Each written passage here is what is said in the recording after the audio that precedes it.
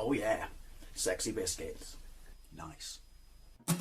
Long boys blues, 1975. YouTubers on the rise. Reviewing games late at night and sometimes friends used to bug.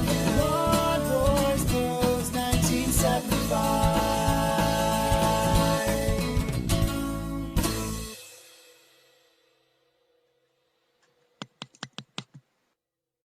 Hey YouTube, Numbers Post 1975 and welcome to another system overview video. I'll try and keep this quite quick and to the point, as I am aware that these sometimes drag on. I would say some knockoff Chinese tats, but more recently these Chinese handhelds are really starting to get up there in their form factor now and being really quite well made and offering really good sort of value for money and performance. They're not so much based on the form factor of someone else's device, hopelessly ripping it off. Anyway, this is, are you ready for the name? This is the, I'm pretty sure you can read it, the KinHank GP430. I got this literally the other day. I don't know if it's more than 2 months old, for £130 off AliExpress. Lots of people complain, saying that it's actually really rather quite expensive for a system that doesn't have sort of the same performance as a Pocket Go 2, especially for its price. I didn't think it was too expensive because mine came with a bunch of stuff. It came with this really rather nice carry case. All the reviews I've seen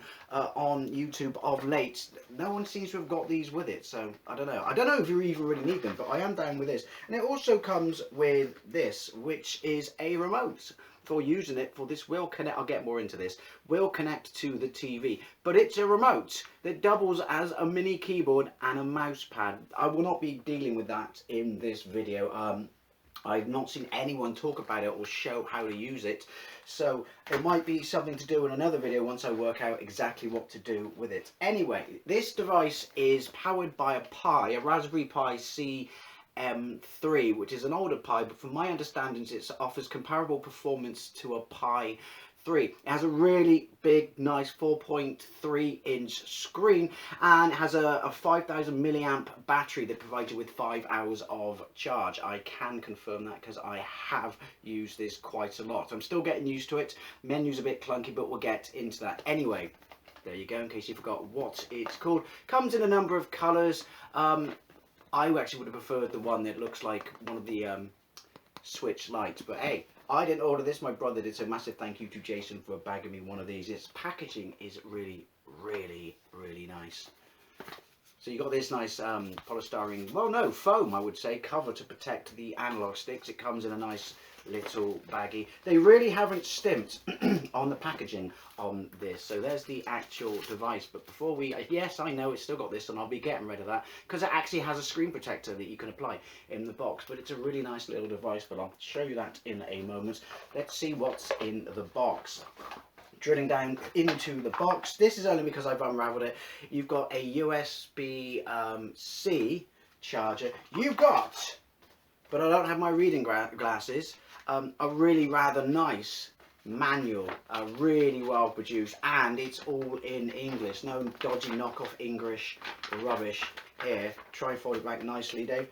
I've read bits of it, but at the same time, you know me, I just like jumping into these systems. You have a mini HDMI to HDMI converter because it will export to your TV, and also you get a converter, so USB-C to regular USB, so you can actually plug in a pad because it will let you use pads. I don't know if it'll let you Bluetooth pads, but that's something to try for another time. You get a standard SD to micro SD converter, which is quite nice. You get a bunch of wipes, and I've not seen this before, you know, this is actually rather quite cool, and a screen protector to apply. I've never seen anyone give one of those away, so I actually think that's kind of cool, and yeah, most welcome indeed. Let's put all this back together because I'm OCD like that. So anyway, the system, just for you, goes right against my OCD. Oh, but it did feel satisfactory. The system is, hold it the right way around, really like nice. It's got this foam touch finish. It's matte, which I also like. And if you look on the back, it does actually have a actual fan because apparently it can get quite hot. On the top you have HDMI out, and you have two USB-Cs. One is for connecting to your computer, which I have not done yet. Like I said, this is just going to be a quick overview. And one for charging. And next to the fan is a tiny little light that you won't see there that goes purple to let you know when you're charging it. You have on there, and you have start and select. I hold it right way around. Start and select. You have it's got the standard faux pas of the analog stick being above the D-pad, but you know what you're going to do. You have two sets of shoulders, outers, inners, really nice. They are raised. This is really well produced. It's raised on the back there, so you know your hands cup it. It's really well ergonomically designed. I've heard people complain about the analog sticks, saying they feel super cheap. They feel like they do on most of these things, I would say. The only thing I can say off the bat, they are, look at the little rings around them and stuff like that. Try to keep glare out. The only thing I will say is they don't have that much travel. That's a little bit disappointing. People have complained about the D-pad as well. I find the D-pad to be really rather nice and not clicky, but firm and comfortable, and it doesn't, you know, cut into your thumb or stick in the actual slots and stuff like that. On the bottom you have audio out, you have your micro SD card that goes in there, so it does come with one, and you have a volume rocker, which if you set it to 0, I'll turn this on because it's Pi and it takes a while, as do real Pis in real life. I said that I'll turn it on. I'm holding the start button.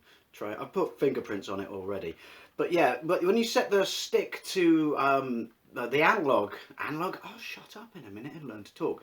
When you set the volume rocker to like 0, it's still ever so slightly tiny and there a little bit, but I've heard that this is something that can be corrected in the settings. So as you can see, it's a Pi, it's booting up. It takes a while, but all in all, I am really actually quite impressed with this. I love the fact that it's matte. I really do like that. I'm impressed. You can hear the fan. I don't know if you can hear the fan. But I mean, that was the first thing I thought when I saw it, because, you know, it's a handheld and Pis get quite hot. And it's got a fan. I was actually really quite impressed with that. So it's booting up still. It says Retro Pi. What I'll do is I'll quickly show you it's on here. Then I'll try and capture some footage off the screen, and then I'll plug it into my telly. But it really does feel emulation station, so you know what you're in time for. It does have a custom menu. It really does feel well produced. Does not feel like tat. Does not feel cheap, airy, creaky.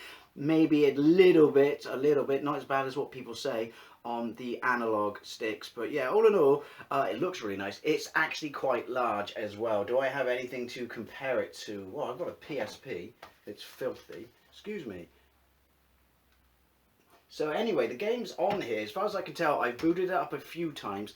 You got all your usual suspects. You got Master System, NES, Famicom, Super Famicom, loads of different versions of MAME, CPS 1, 2, and 3. They're all divided up into subsections. You got MSX, Amiga, 32X, Dreamcast, N64, and a whole bunch of other stuff that I can't remember for the love of me off the top of my head. Anyway, here you go. Here's your custom menu. Look at that. Doesn't that look tasty and delicious? The screen is absolutely phenomenal. I'll just let you have a look at it there. Now, here's the thing. If you're buying this for Dreamcast and PSP, I would say, you can pretty much write those off. Nothing out there at the moment will emulate them perfectly. Some of the PSP games, if they're kind of two-dimensional stuff like that and not particularly 3D, will work fine, but they'll run at a lower frame rate. The Dreamcast stuff, I mean, you can, yeah, if you're buying it for Dreamcast, I mean, you're wasting your time. But then having said that, I do have a Pal Kitty Pocket Station, I can't remember the one, Pandora Mini, that runs a couple of Dreamcast games somewhat perfectly, so I don't know what that is, but even Pi 4 struggles with Dreamcast. But look, we'll give you a list of the games. IBM, emulation, that's what it says. Then you got entertainment, NES basically, Neo Geo, Nintendo DS, that one's quite interesting actually, and then you got N64. N64 stuff, if it's high end, it emulates it as well as anything else does. The sound is always an issue on N64 emulation, but if it's sort of lower 3D games, you know, not massive polygon counts, and it runs absolutely fine. You've got MSX, Mega Drive, Master System, MAME, another MAME, a Genesis, otherwise known as, or what should be known as Mega Drive, Game Boy Color, Game Boy Advance, Game Boy, Super Nintendo, Game & Watch, that's quite interesting, Famicom, Disk System. Oh my goodness, there's a lot on here. Apparently there's 15,000 games, and I don't doubt that. Really, Final Burn Alpha, Ooh, hello, Dreamcast. CPS 321, ColecoVision, Link, 7800, 5200, 2600, arcade, it just says arcade, Amiga, favourites, all games, ZX Spectrum, the machine just got class. Can't even read that one. Nintendo, oh, Wonder Swan. It's got a really small font, and possibly I should have worn my reading glasses. Vectrix, Super Nintendo again, SD1000, Sega CD32X. You can add games to this. Scum VR, RetroPie, PlayStation, PSP, ports, and that's it. So anyway, it's got really nice custom foam there as well. Some people complained about that, but I thought it was absolutely fine. Let's have a look at what it looks like on the screen with me trying to capture it on the screen, otherwise known as playing it on the floor. So I'm only going to have a look at a few emulators, just basically to kind of show you the screen. But the screen is, obviously I'm capturing it with the camera, but it's really nice. And obviously here's all your systems.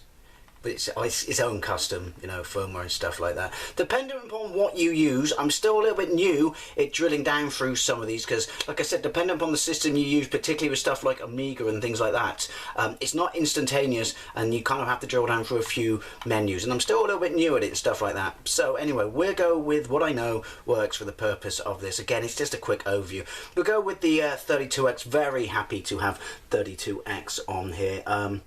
Let's go with Afterburner. Not actually arcade perfect, is it? It's damn close. Right, I've got the volume up just a little bit. The volume, I will say that, I didn't say that at the start of this video when I was talking to the camera, is a bit tinny, but, of the volume, the speakers, but it does seem to work quite well. Right. I guess that depends on what we're going to play there, doesn't it? Right, there we go. Have no idea what the controls are. I'm being interested to see how the polygonal, I love that word, games run on this, but this seems to be alright for sprite scaling. Oh, this looks lovely. This seems to be running really rather well. Unlike my piloting skills, which seem to be a little bit shizen. I've got show that in your life. Right, start and select. Come back. Let's have a look what else we got on here.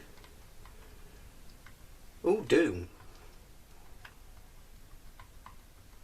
Come on, where are you? Space Harrier. We've got to have a look at Space Harrier, haven't we? I mean, come on. I'm only human. This emulator, or this system seems to fire straight on into there, which I do like. He says. There we go. That's not the right correct. There are options. One of the icons. Well, that's interesting. I've got to hammer it. One of the icons on the title screen will let you go into the settings, so you can change everything. So I'm assuming you can go to 4:3, because obviously this is 16:9. And while it looks quite nice, obviously this is not the way to run these games. Right. Anyway, let's come back out. Let's have a look at another system. We'll just try one more system, and then I'm going to connect it to the TV. Where is it? I've got to go with a little bit of Mega Drive, haven't I? Or, where's MAME? I do like that. Famicom Disk System. It's going to be in Japanese though, isn't it? Yeah, let's go with MAME. Now there's like 5 different arcade emulators on it, 3 MAMEs and 2 other ones. So depending upon what you're using is whether or not you get specific games from specific, you know, companies, such as I want Outrun. Is there another one called Arcade? Got a big fuck off joystick. Where are you? There we go. Arcade. Skip to the end. Not the way to do it, I am aware. There we go. Come on, come for O. Come for O. Come for O. We want some Outrun goodness. It's a benchmark, isn't it? Try an Outrun. Hello. Hello. Oh, shizen balls. Back up.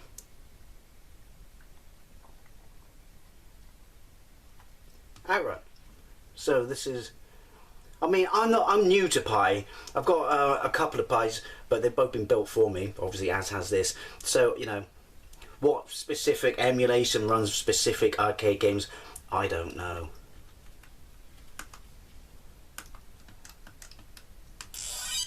Oh, I clicked on the wrong game. Well, we're here. May as well have a look now. Oh, that's loud.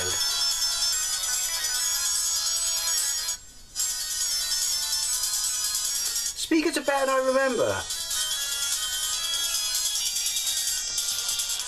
Wrong button. I have no idea what this game is. Never played it. Never saw it in the arcades. Cool. Wi-Fi locked on. Direction. Right, start, select, backwards. Have a look at one more system. Backwards. May as well go with Mega Drive, I guess. And then, like I said, we'll jump and connect it to the TV. I would do... No, we'll go with PC Engine. I would do Sega CD, but that's another one that's a little bit awkward to drill down into. Oh, Batman. Skip, skip, skip, skip to the end.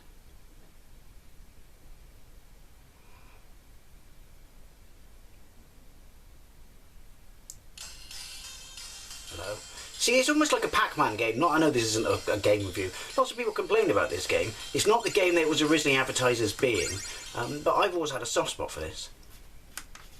So, I mean, from what I've seen, anything up to PlayStation, this can run absolutely fine.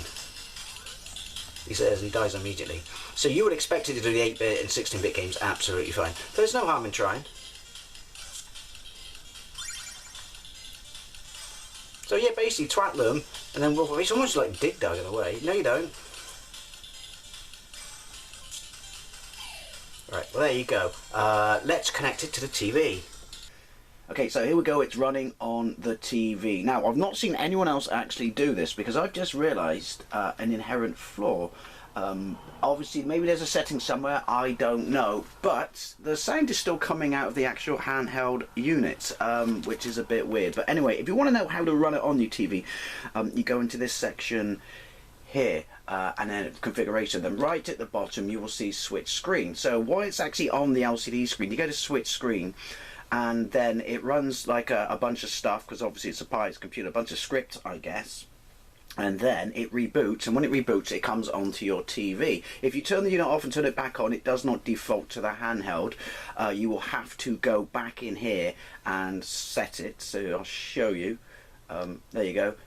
One or the other, set it to one or the other, and then from that point on it will constantly boot up on that. Now, I don't know why it's booting up. Or what? Sorry, I don't know why the sound is only coming out of the unit. I could plug in headphones, maybe that's it. But like I said, it's early days and I've not seen anyone else actually run this on a TV. But let's get the elephant in the room out the way right at the start, because you know, you want to know, how badly does it run Dreamcast games? Well, dependent upon, you know, how much grunt there is in the game, I guess, is, you know, polygons and stuff like that. You know, 3D is how, for instance, it absolutely sucks balls at this. It runs this pretty much same as the Palkitty X15. But let's have a look at Mortal Kombat vs Capcom 2, because I have a bunch of systems that can actually run that reasonably well, albeit with the odd graphical glitch here. Now, obviously, as this is a Pi, I'm obviously new to Pi-ish, so if you aren't, then you probably accept this. But if you're just a sort of plug and play go, dependent upon the system, not everything is instant. Let me turn the volume down a little bit. So like I said, I don't know why. I've tried turning the volume up on my TV. Maybe there's an option. I couldn't see it. Maybe I could just Google it. I'm lazy. But it comes out of the base unit. But then obviously just plug in headphones if that's an issue. But yeah, so it's a bit tin-tastic is what I'm saying. But again, this is, I mean, if you know how to do this, fix the sound issue, make it come out of the TV, by all means let me know. This looks promising. Let's turn it down a little bit more. Oh, there we go. No, it's not promising. Skip. I don't even know what I've selected. Let's turn it down a little bit more. Yeah. I think we've got an impression, haven't we? But let's be honest, Dreamcast emulation's still not at a stage where it's amazeballs, is it? Yeah, it's dropping loads of frames. Loads of frames! Shame. Right, I'm going to skip, come back out, start and select, come back to the main menu, then backwards. Let's have a look at something that we wouldn't normally have a look at. Let's have a look at 32X. Right, obviously I showed you Afterburner when, oh, Doom. I think we all know what I'm going to go for, don't we? Yes, of course. Star Wars Arcade. Hello. I do like that screen. Press A to... Oh, I didn't get it in time.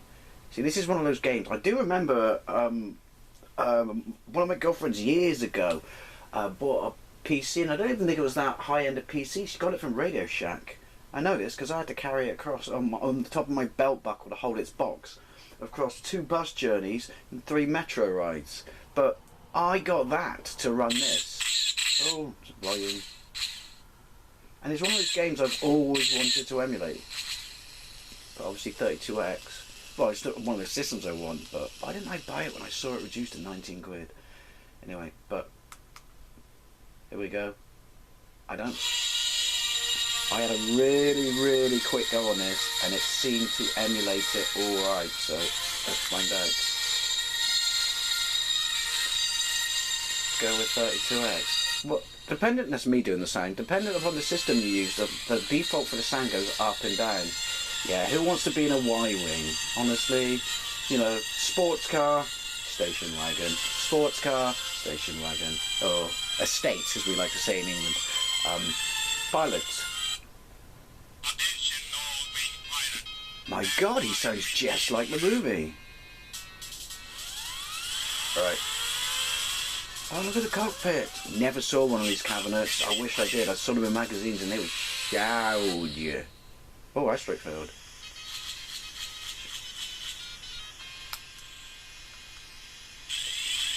Oh, hello.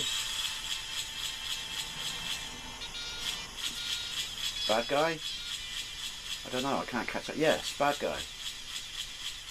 This seems to be running alright. I don't know why it does that. Is it because he's got a lock onto me or something? Don't know where my combat computer is. Yeah, that's not me doing that. I guess that means he's behind me. Yeah. Oh, it's difficult, more difficult. Well, I say more difficult. I haven't played this in 20 bloody years. I played it on emulation then, not in the arcade. It seems to be running alright. Quite pleasantly surprised. Might have to do a gameplay of this. You have to put up a crap sound. Oh look, loads of them. Yeah. Right. Note to self, try the arcade mode next time. Coming back, start and select, come back. What else is in here? Oh, the Amazing Spider-Man. Was that like the most expensive game on this system? Oh, press A button to configure launch options. I think I'll just run with standard, thank you. Skip to the end. Right.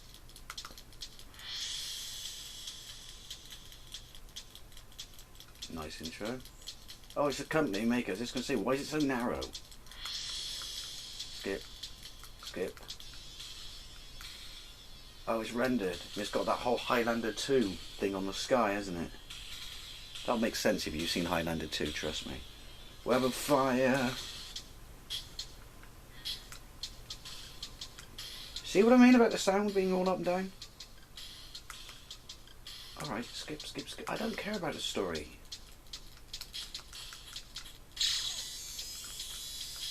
Wow, you've got a whole momentum thing.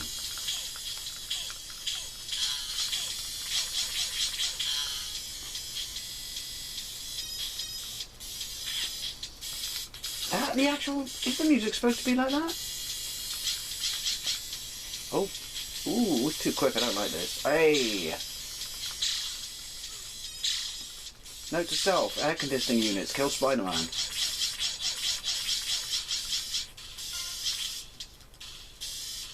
I had no idea how I did that. That was not fun. I always thought that game looked a lot of fun. Right, well, Virtual Racing Deluxe. I should probably have or Virtual Fighter, that's a good indication of whether it can run stuff. I should probably have a look at some other systems, shouldn't I? But I just want to see what it looked like on the TV. Skip to the end. Point to the quote. Come on. There's that word default sound thing. This, I mean, the last time I played this was emulation on my modded Xbox. And this is a really good version. Bear with me, you wouldn't think it looking sharp. It's the stuff of nightmares, sharp. Look at his eyebrows. He's got Penfold eyebrows.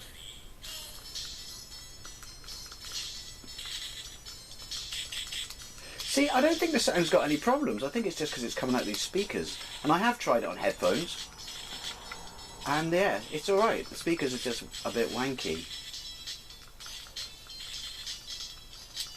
The most useless kick ever.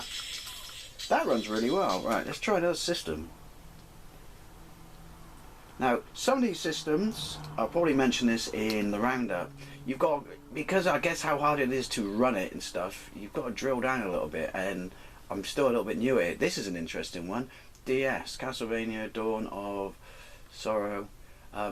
Yeah, I've never used a DS emulator before. I didn't know there was such a state where they were usable. Splits the screen in half. There is an option, right stick controls, right analog controls. Left analog controls your stick, sorry, or your wand, or whatever it is you call it.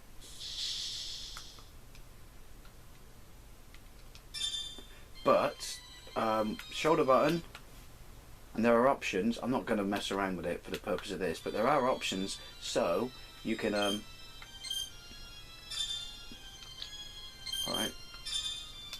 Oh, hang on, there are options, so you can, make it full screen. Something for me to play around with if I want to do gameplays. Sign your name. Really?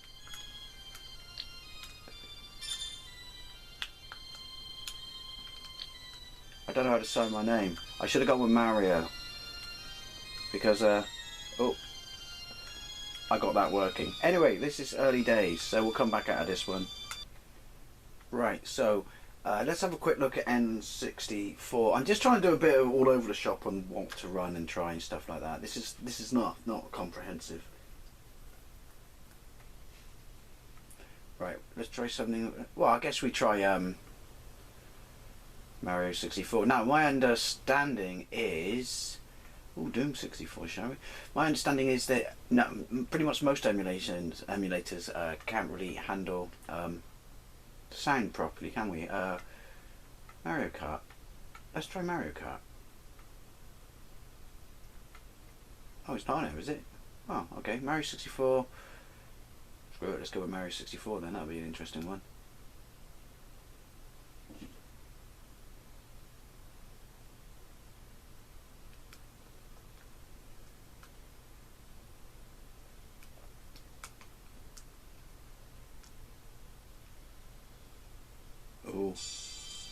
Oh, okay. Well, that worked out for the best, didn't it?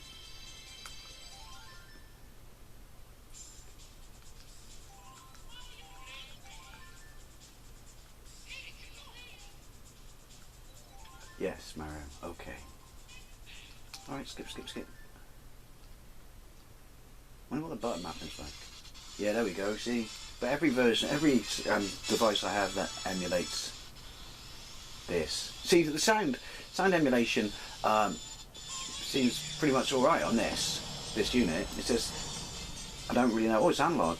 Much that, oh, I'm sure there are PC ones that can do it.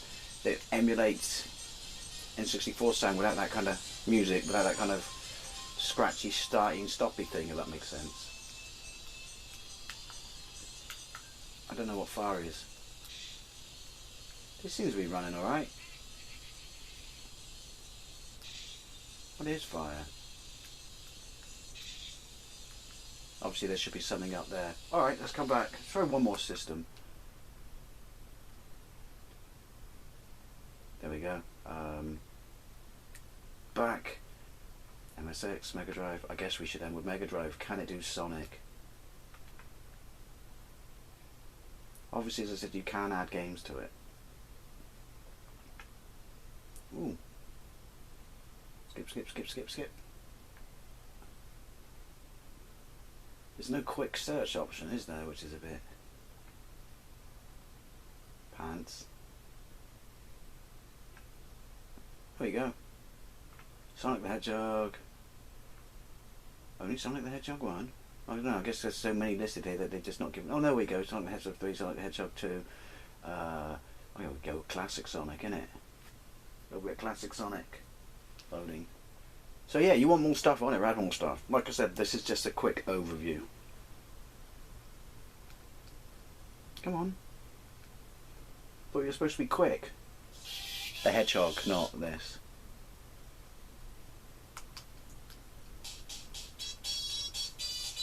Okay. It's a ROM hack. There's ROM hacks on here. And I'm Eggman. Right, that's kind of cool. Don't know how it plays. Yeah. Scratch what I said. Let's see if it can run Sonic. Let's see if it can run Eggman. Okay, so I can't collect rings. I can't die. It's a crap ROM hack. Back. Guess we go with Sonic the Hedgehog 2 then.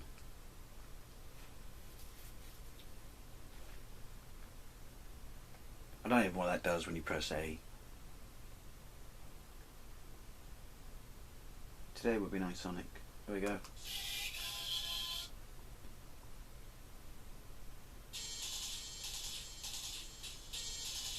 Okay, they're all ROM hacks. What's going on? What crazy parallel world do we live in?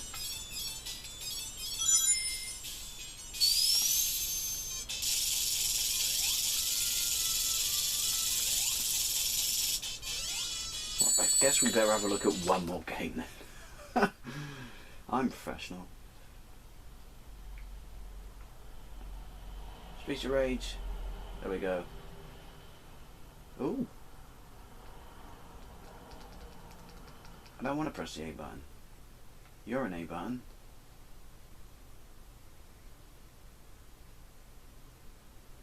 Come on. I feel like I should be coaxing it with a treat or something. Apologies for the background noise. As I always say, I sleep during the day. I have to live with it.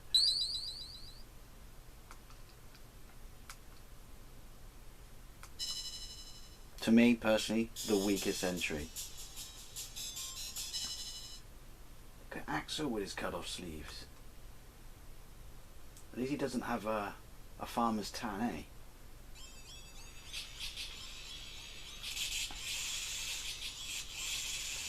Again, sound emulation's fine. It's just that it's coming out of these speakers. And they won't do music like this justice.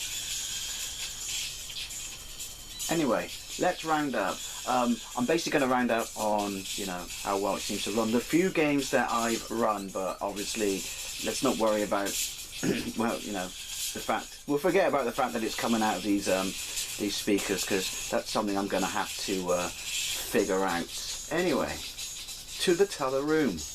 So there we go. What do I think of this on the whole? The screen itself, if you use it as a handheld, is absolutely fantastic. Ergonomically, again, if you're using it as a handheld, it fits your hands really, really nice. It feels really well made. It's got weight to it. Yeah, now I've played with it a bit. The analog sticks do feel kind of a little bit cheap-ish. They're not the worst I've ever used, but the travel, or lack of travel, I should say, is a bit annoying. The menu itself, it's a nice menu, but, and it's not really its fault, I'm still kind of getting used to this, getting familiar with it, drilling down through certain menus when you go into certain systems. Again, that's probably me not being used to Raspberry Pi and things like that. That's obviously something you've got to familiarise yourself with. That's not the system's fault, that's mine, which is sometimes when I boot up an emulator, I struggle to get the games actually running. But then also, it's easier to, once you connect it, that's a big bonus, connecting the TV down HDMI. I was actually quite surprised. It's not perfect.